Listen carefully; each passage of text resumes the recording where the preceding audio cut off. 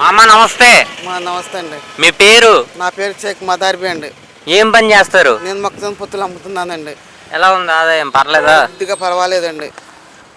ఇప్పుడు చూసుకుంటే చంద్రబాబు నాయుడు గారు ఇప్పుడు ప్రస్తుతం మన సీఎం, ఆయన పరిపాలన ఎలా ఉంది అసలు? ఆయన పరిపాలన ఏం లేదండి. డబ్బులు అమ్మఒడి పడలేదు.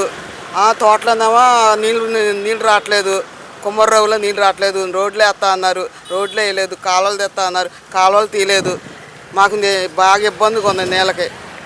మరి ఎమ్మెల్యే గారికి పిటిషన్ ఇచ్చారా? నిన్న వెళ్ళాం కానీ ఏం చెప్పలేదండి ఆయన సరిగ్గా.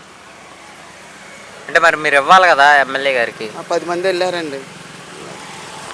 ఇప్పుడు చూసుకుంటే తల్లికి వందనం ఇంట్లో ఎంతమంది ఉంటే అంతమందికి వేస్తున్నాం అంటున్నారు. మరి లేదండి, మాకు ఇప్పుడు ఒక్కటి కూడా పడలేదండి. అందరికి పడిపోయింది అంటున్నారు. దగ్గరలో ఉంది అంటున్నారు. మరి ఎప్పుడు పడితే తెలియదండి. ఇప్పుడు చూసుకుంటే దీపం పథకం కింద సంవత్సరానికి 3 బండ్లు ఉచితం అంటున్నారు. 2 బండ్లు పండియండి. 2 బండ్లు ఇచ్చారు. ఇప్పుడు గత ప్రభుత్వంలో పెన్షన్ 3,000 రూపాయలని 4 విడతలు పెంచాడు జగన్మోహన్ రెడ్డి. ఇప్పుడు ఈ కూటమి ప్రభుత్వం ఎక్కిన వెంటనే 4,000 రూపాయలు పెన్షన్ అందిస్తున్నారు. ఎలా అనిపించింది?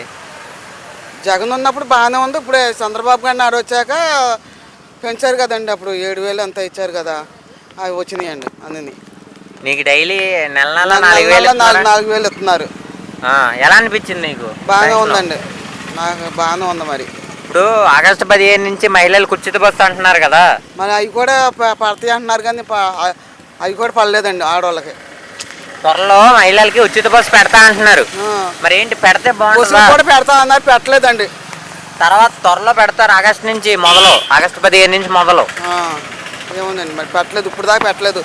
మొన్న కూడా అన్నారు పెడతామని, పెట్టలేదు. ఏంటి ఇంకేమైనా సమస్యలు ఉన్నాయా మరి నీకు? నాకేం సమస్యలు ఉన్నాయండి? నాకేం లేదండి.